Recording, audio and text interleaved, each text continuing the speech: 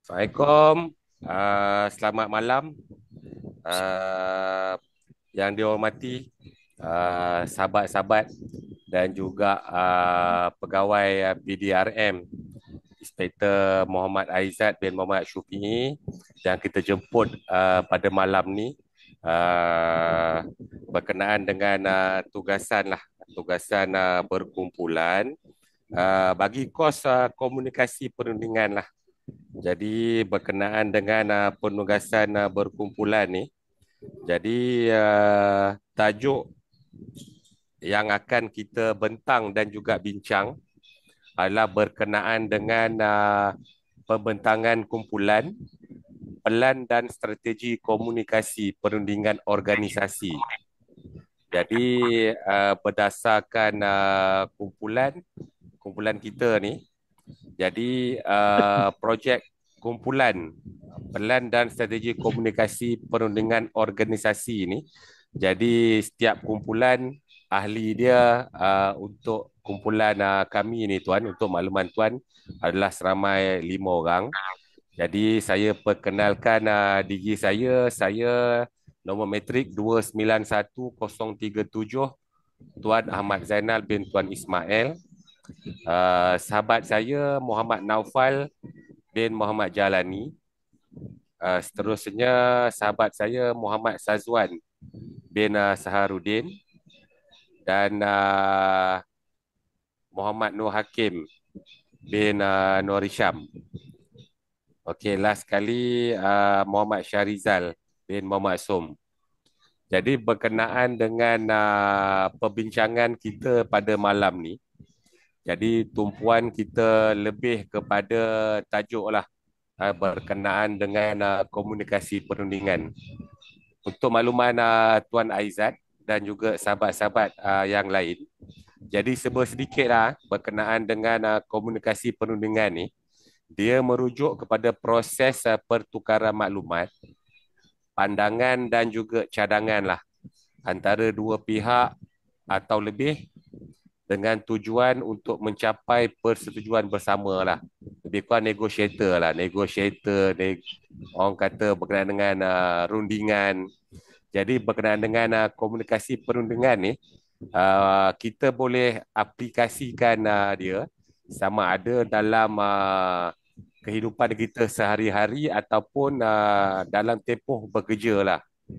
Kita ni pun dari pelbagai latar belakang. Jadi berkenaan dengan komunikasi perundingan ni, memang salah satu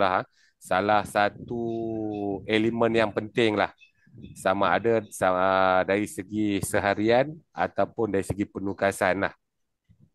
Jadi sedikit berkenaan dengan ciri-ciri komunikasi perundingan ni.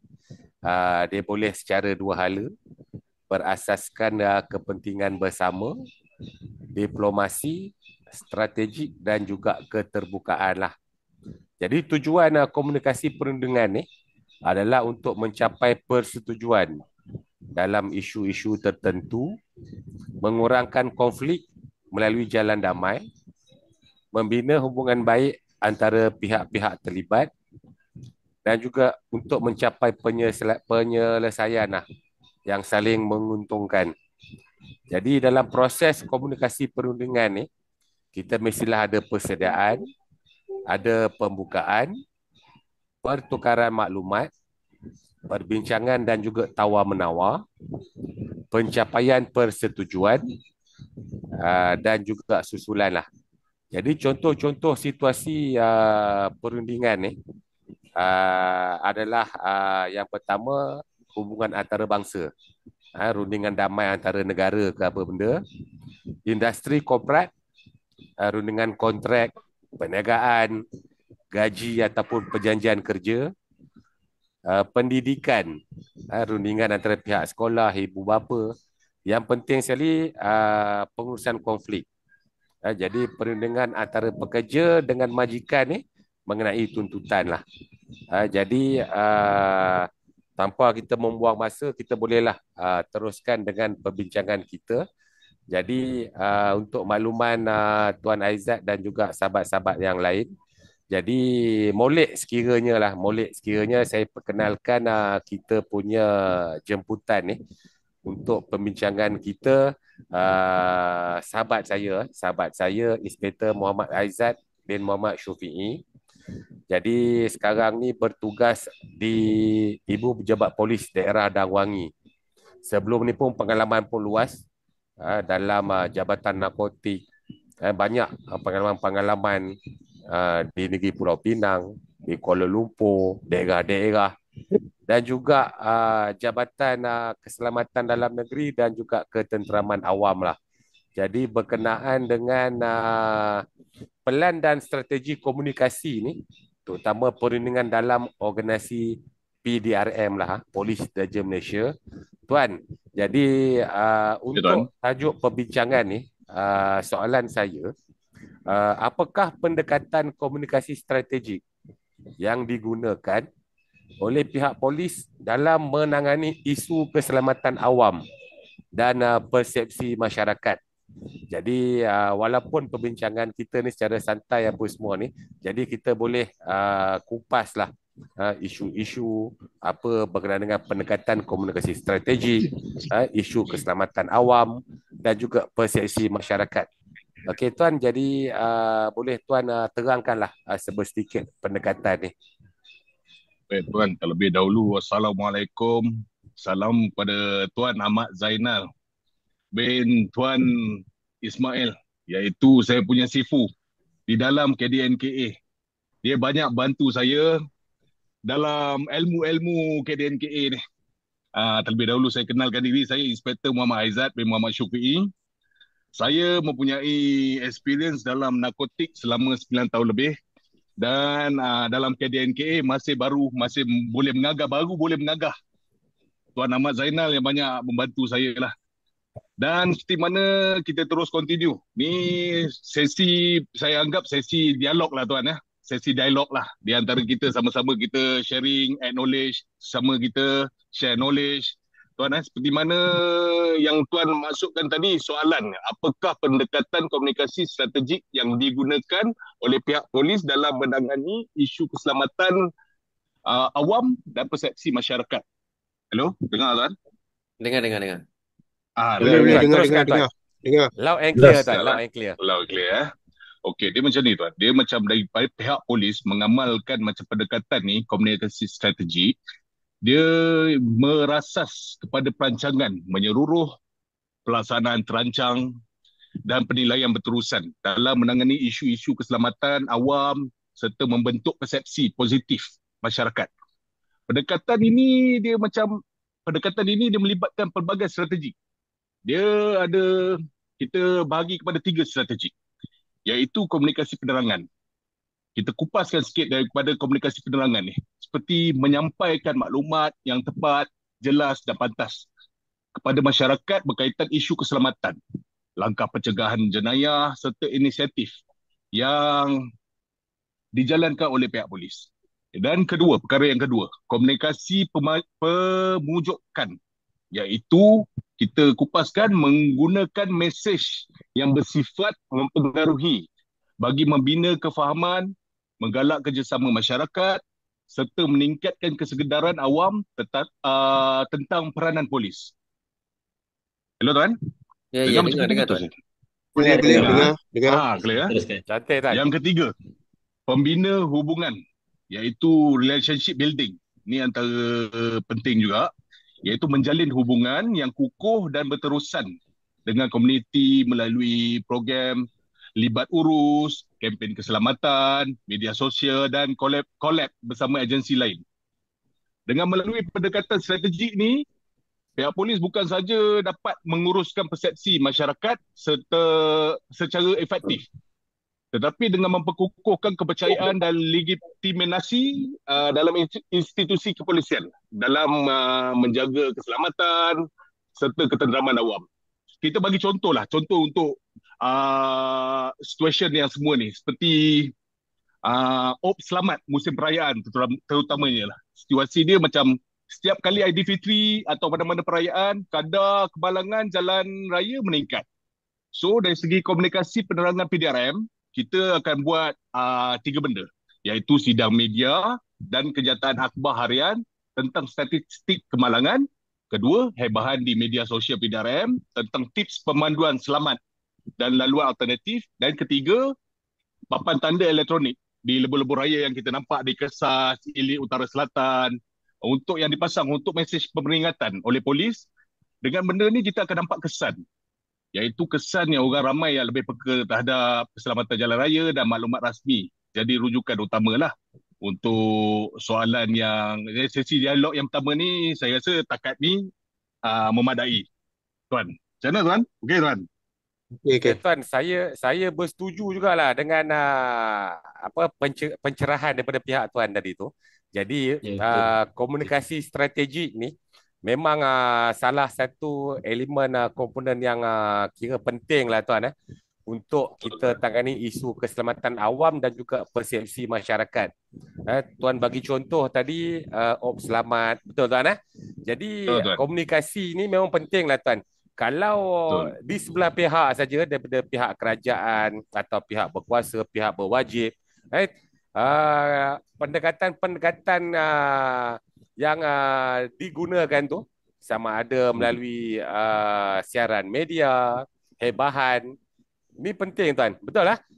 Betul tuan, betul tuan. Okey, kalau contoh komunikasi ni tak sampai, jadi apa sajalah operasi yang dilaksanakan, sama ada bukan saja hari raya, tak kira lah Betul tuan. operasi-operasi lain, kalau komunikasi ni tak sampai daripada contoh daripada pihak berkuasa ke, pihak berwajib ke, kerajaan ke, jadi Betul. sikit sebanyak dia orang kata tak mencapai lah, tak mencapai kalau contoh komunikasi yang kita sampaikan ni tak sampai kepada orang awam. Betul tuan Betul tuan. Okey tuan, terima kasih tuan berkenaan dengan soalan yang pertama. Okey, seterusnya soalan yang kedua lah. Kita jemput saudara Hakim, boleh tanyakan kepada Tuan Aizat. Okey, Assalamualaikum Tuan. Tuan Azad. Saya ada Salam tuan. soalan.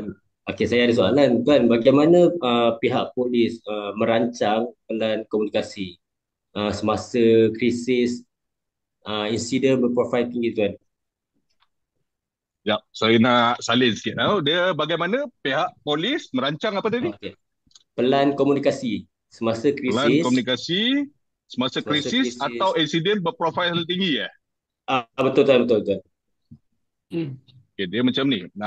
Macam kita menghadapi benda ni semasa berdepan dengan krisis atau insiden berprofil tinggi ni, pihak polis akan merangka pelan komunikasi yang sistematik. Ya, di mana menekankan prinsip ketulusan, kejelasan dan juga konsistensi dalam menyampaikan maklumat. Hello? Ya, dengar Tuan.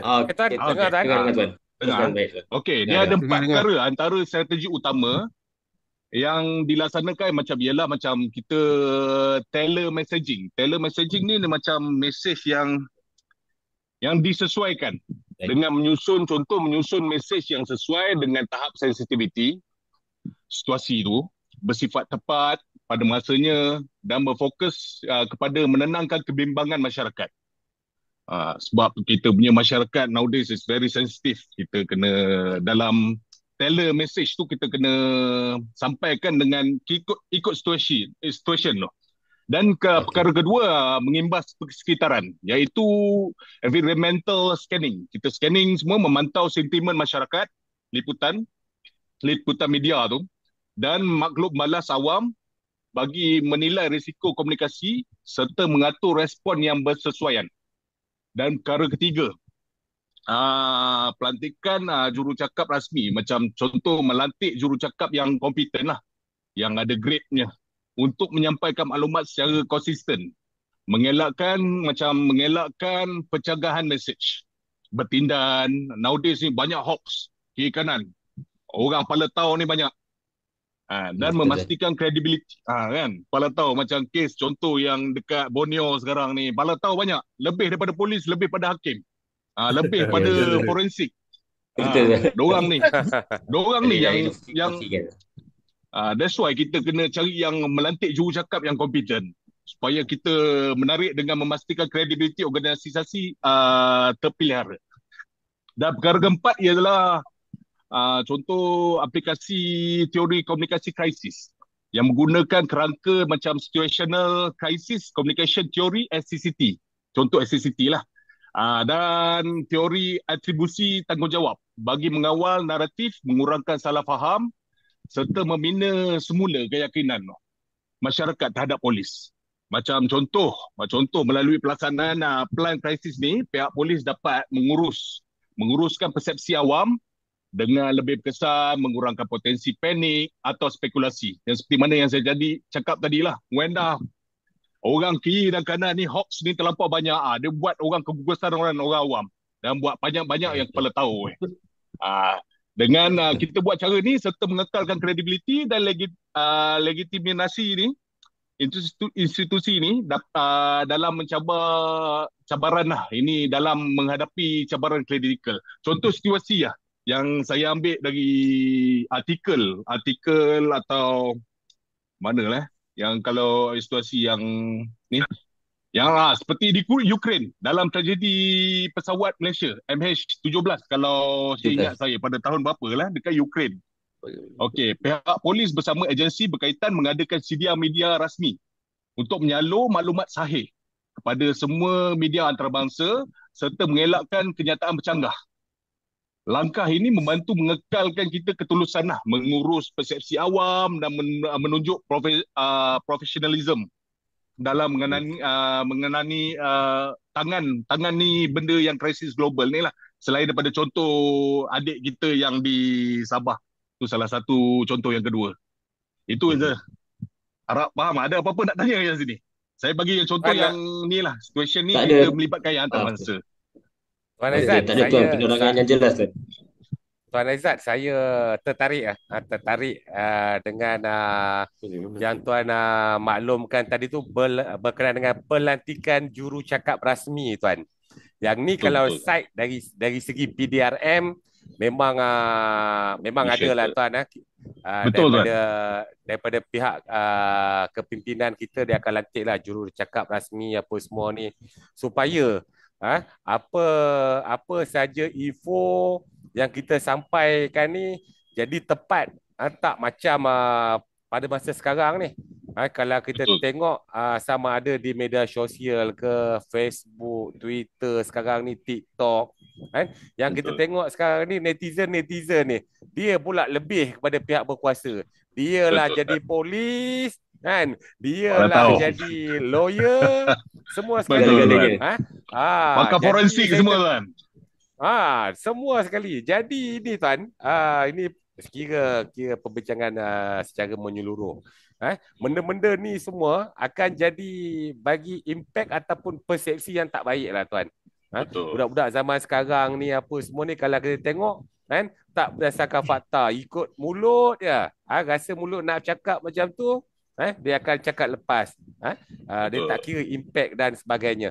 Jadi saya bersetuju dengan pencerahan tuan tadi tu daripada PDRM sendiri. Kalau apa sebarang isu yang berlaku, tak kira lah insiden ke, dari segi krisis ke, dari segi operasi ke, dari segi bencana, dia akan melantik lah jurucakap rasmi dan juga media rasmi bersama-sama dengan Jabatan Penerangan. Betul tuan? Setuju. Okey tuan, terima kasih tuan atas pencerahan soalan yang kedua tadi berkenaan dengan merancang pelan komunikasi semasa krisis. Okey, seterusnya soalan kita minta saudara Sazwan boleh teruskan dengan soalan seterusnya. Okey, Assalamualaikum dan selamat malam Tuan Aizat. Okey, daripada rakan-rakan. Okey, soalan yang seterusnya berkenaan dengan saluran lah. Apakah saluran komunikasi rasmi yang digunakan oleh PDRM untuk menyampaikan maklumat kepada orang awam dan media? Clear Tuan, suara saya? Apakah saluran komunikasi rasmi yang digunakan oleh PDRM? PDRM untuk Ya, ya, betul. menyampaikan maklumat kepada semua orang awam atau media. Apa? Awam Ya, betul. atau media lah. Ah, ya, betul. Macam contoh komunikasi rasmi yang untuk PDRM lah menggunakan pelbagai saluran selalu je.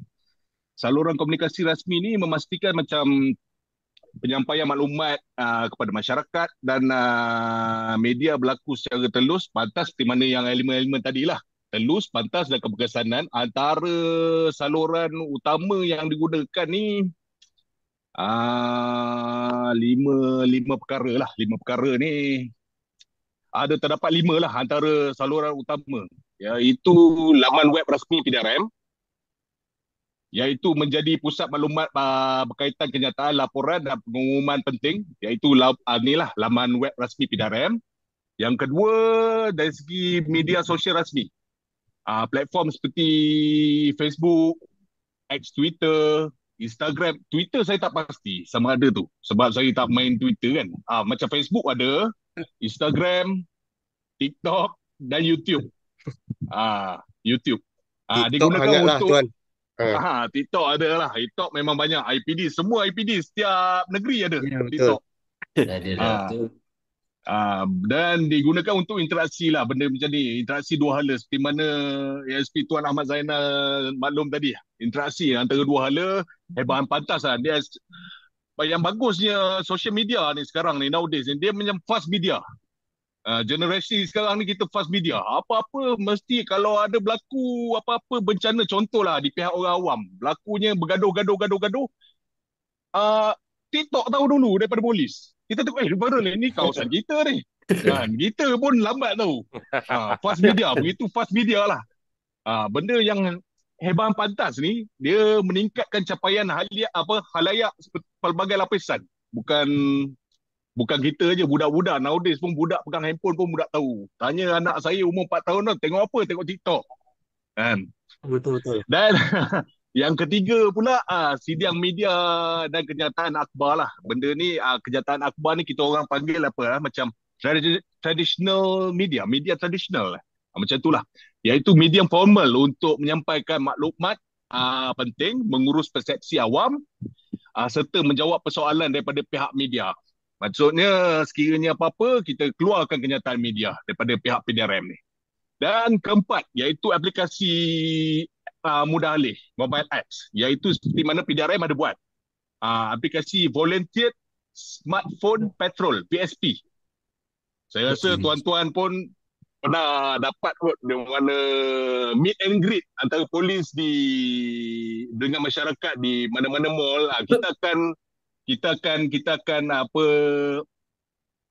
akan introduce apps ni. Apps ni bagus untuk memudahkan orang awam menyalurkan maklumat jenayah atau menerima notifikasi keselamatan. Sekiranya ada apa-apa input output daripada PDRM, kita akan selalu ikut apps ni. Dan kelima, hebahan radio. Yang seperti mana yang saya masukkan input tadi, saluran komunikasi tradisional. Termasuk hebahan radio, televisyen serta risalah kempen keselamatan seperti mana yang saya cakap tadi, meet and greet antara polis dengan masyarakat di shopping mall. Kalau tuan-tuan pernah nampak yang sebelum ni di mall-mall lah, ada booth polis, kita akan sampaikan melalui kempen-kempen keselamatan tu, macam brosur kita akan bagi khususnya. Tapi benda-benda ni khususnya banyak di luar bandar untuk pemakluman lah. Untuk yang semua. Tuan Aizat. Tuan Aizat, cantik.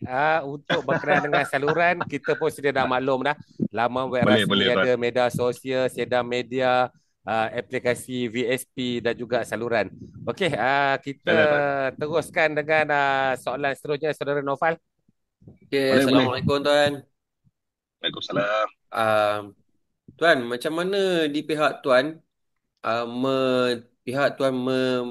mewujudkan atau menjalankan rundingan dengan NGO luar seperti agensi kerajaan atau komuniti tempatan dengan organisasi luar lah, macam mana Tuan? So kira soalan dia menjalankan perundingan dengan NGO lah, NGO, agensi kerajaan atau komuniti tempatan. Betul Okey, Tuan. dia macam ni. Pihak polis menjalankan macam rundingan ni dengan organisasi NGO, komuniti tempatan. Benda ni melalui pendekatan, libat urus penstrukturan dan komunikasi strategi. Antara kaedah utama yang diamalkan ialah macam contoh sesi dialog. Satunya sesi dialog dan perbincangan terbuka yang macam memberi ruang kepada semua pihak berkongsi pandangan, kebimbangan, serta Bertukar-tukar cadangan pandangan bagi lah. mencapai tukar pandangan, betul. Cadangan bagi mencapai penyelesaian yang inklusif lah. Dan yang kedua juga macam mesyuarat berkala dan jawatan kuasa bersama. Macam mewujudkan platform yang rasmi iaitu menyelaraskan tindakan, memantau perkembangan, memantau maksudnya menyelaras tindakan, memantau perkembangan serta selesaikan isu seperti kolaboratif, macam tu lah. Dan ketiga juga kerjasama rentas agensi dan NGO macam menjalankan program bersama seperti kempen keselamatan, pencegahan jenayah dan inisiatif kebajikan masyarakat bagi mengukuhkan kepercayaan serta keberkesanan. Sebagai contoh macam banjir besar pada tahun 2021 dekat Selangor dengan Pahang. Macam polis runding dengan NGO seperti Mercy Malaysia, tak silap saya, Mercy Malaysia dan agensi kerajaan untuk menyelaraskan operasi menyelamat agihan bantuan dengan apa ni, kawalan keselamatan.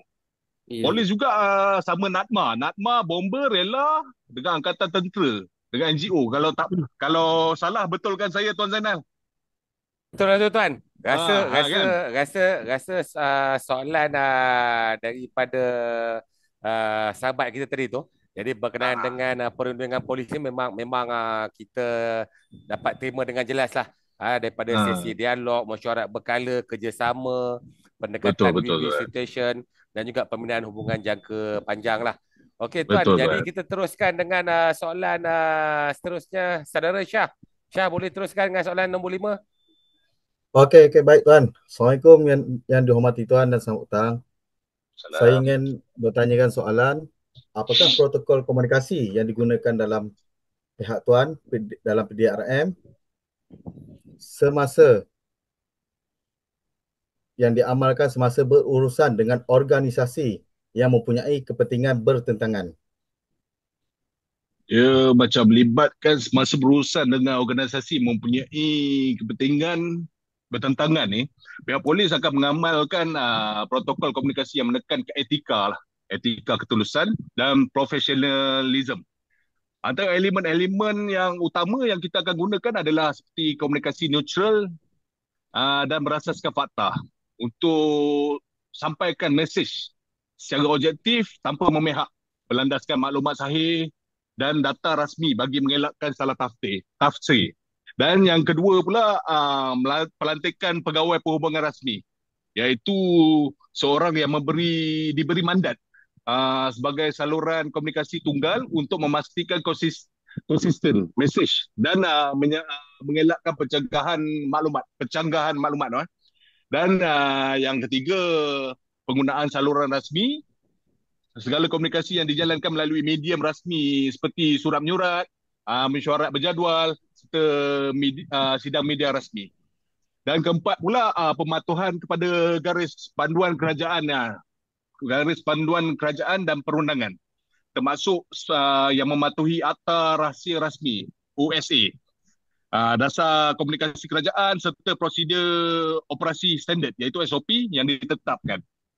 Seperti contoh yang penyaluran pematuhan garis panduan kerajaan dan perundangan ni.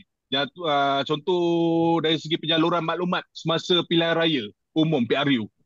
Situasi dia, polis terlibat dalam kawalan keselamatan sepanjang PRU tu. Tindakan polis hanya mengeluarkan kenyataan mengenai aspek keselamatan, logistik, contoh jumlah anggota yang ditugaskan. Seperti SGR, Sekatan Jalan Raya tu, dan tidak membuat kenyataan berunsur politik sebab bias lah yang bercanggah dengan dasar kerajaan. Pematuhan pula kita mana? Sememangnya dilarang lah polis untuk buat politik. No, dilarang. Kita natural. Kita natural.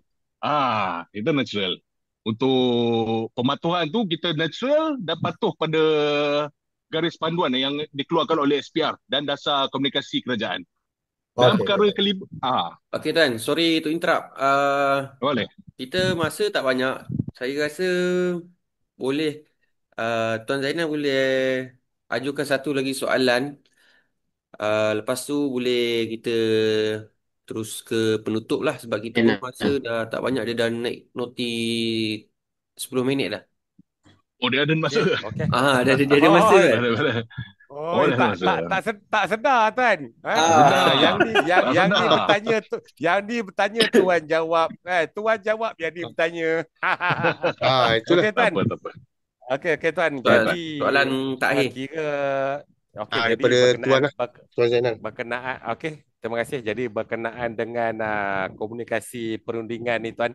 Jadi banyak dah yang kita dapat terima input outcome daripada pihak Tuan, dan juga soalan-soalan daripada sahabat-sahabat daripada Naufal, Sazwan, Hakim, Syarizal. Tuan, jadi yang ni keluar sikit lah dari segi kita punya topik perbincangan. Jadi saya nak tanya lebih kepada pihak polis lah. Kalau kita biasa-biasa kita belajar teori dan sebagainya apa semua ni, dia melibatkan organisasi. Tak kira lah walaupun Wak Imah dalam kehidupan sehari-hari kita Tuan, Betul, dengan family. Okey, cuma soalan last saya berkenaan dengan organisasi PDRM ni Tuan. Jadi kalau kita tengok berkenaan dengan rundingan, krisis, bencana ni dan sebagainya, yang kalau insiden-insiden biasa kita boleh tengok lah dari segi basic kemalangan, bencana kan. Tapi Betul. kalau melibatkan kira tugasan-tugasan yang high risk, seperti insiden-insiden lama yang pernah berlaku lah Tuan, macam tebusan dan sebagainya Tuan. Betul, Tuan. Jadi kalau kita recap balik berkenaan dengan ataupun sejarah ataupun insiden-insiden yang pernah berlaku ni Tuan, kalau ambil contoh di pusat bandar ni, serangan-serangan daripada pengganas yang dulu-dulu yang melibatkan tebusan Tuan. Jadi dari aspek PDRM Tuan, jadi bagaimana kita nak melaksanakan perundingan ni Tuan? Ada tak tim-tim ataupun elemen-elemen khas ke, ataupun kita pakaikan juga yang elemen-elemen frontliner yang ada ni, yang roda naik motor, yang naik MPV kan? Kami ini begitu teruja lah, takut daripada side PDRM ni dia ada elemen-elemen khas Tuan yang kami tak tahu, yang boleh di-share dengan kita orang awam ni. Jadi orang awam akan berasa lebih selamat kan, apa elemen-elemen dalam PDRM ni ada. Jadi Tuan sebut sedikit, kalau yang Tuan tahu boleh share dengan kita Secara ringkas je Tuan. Ini yang ringkas Secara Okey, ringkas je. elemen-elemen ringkas padat. Ringkas padat Tuan. Seperti contohlah elemen-elemen macam FTX ASEAN sebagai contoh yang terdekat ASEAN ni yang tak lama baru-baru kita ni ASEAN Summit ni betul-betul. ASEAN Summit kan. Kita contoh tu lah. Kita ada sequence contoh, ada satu situationist yang ada rusuhan. So di pihak dalam tempat tu kita tengok daerah mana dia. Daerah mana. Contoh daerah Dawangi. Dawangi dia akan sedia Light Strike Force Team ni. LSF. LSF ni. Kita akan tangani dengan hantar first adalah maklumat awal daripada pusat kawalan. Pusat kawalan akan maklum pada OCPD. OCPD akan bagi arahan. Ni kalau jadi cerita sequence. Arahan kepada tim-tim yang tu untuk membuat pemantauan. Kalau tak terkawal, Light Strike Force akan turun, akan handle. Light Strike Force ni memang tersedia dah tim lah. Tim yang untuk yang contoh rusuhan-rusuhan ni untuk peringkat awal. Sekiranya tak boleh dikawal, so kita akan panggil elemen dalam polis, ada juga FRU tu. Tu kalau tak terkawal lah, contoh bersih. Tuan Zainal memang cukup pakar dari sudut elemen FRU lah. Dia pakar sifu saya tu. Elemen macam bersih, sebelum ni bersih, berusuhan bersih, dan juga yang mendatang kegusaran ni lah. Kegusaran orang awam ni, memang FRU lah. Kalau melebih tak boleh kawal, kita bagi air je dengan asap. Dan ketiga pula situasi yang contoh kiranya ada pengganas. Kita ada elemen-elemen seperti UTK, unit tindakan khas dan juga vaksisinan. Yang ni boleh tangani. Sekiranya ada tebusan-tebusan yang melibatkan white collar VVIP ni, yang ni akan datang untuk menyelamatkan kita punya VIP. subjek. Okey tuan. Untuk pemakluman. Okey Secara tuan, ringkas. kita pun dah masa kecederaan dah ni. Jadi terima kasih banyaklah tuan. Terima kasih juga tuan menjemput. Jadi perbincangan Terima kasih dengan menjemput. tuan ni kan, kita pun sedar tak sedar kan, masa ni memang betul-betul cemburu dengan kita lah tuan. Okey tuan, jadi saya bagi pihak ahli kumpulan saya tuan mengucapkan banyak-banyak terima kasih lah tuan. Yang ni kalau kita record ni memang sekejap je rasanya. Terima kasih juga. Dan kalau kita ada masa Terima kasih tuan. kan, kalau diberikan umur yang panjang insya-Allah tuan, kami ni pun berhajat jugalah nanti tuan. kita boleh berjumpa Sama-sama. dengan tuan. Kita boleh lagi lah sambung perbincangan kita. Okey tuan, terima kasih banyak. Jadi Terima kasih. saya dan juga ahli kumpulan merakamkan ucapan banyak-banyak terima kasih tuan.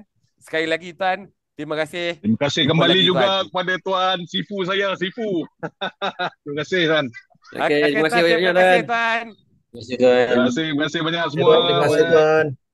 Terima kasih. Okey. Assalamualaikum. Terima kasih. Waalaikumsalam warahmatullahi Terima wabarakatuh. kasih tuan. Terima kasih. Terima Selamat malam. kasih. Stop Malam.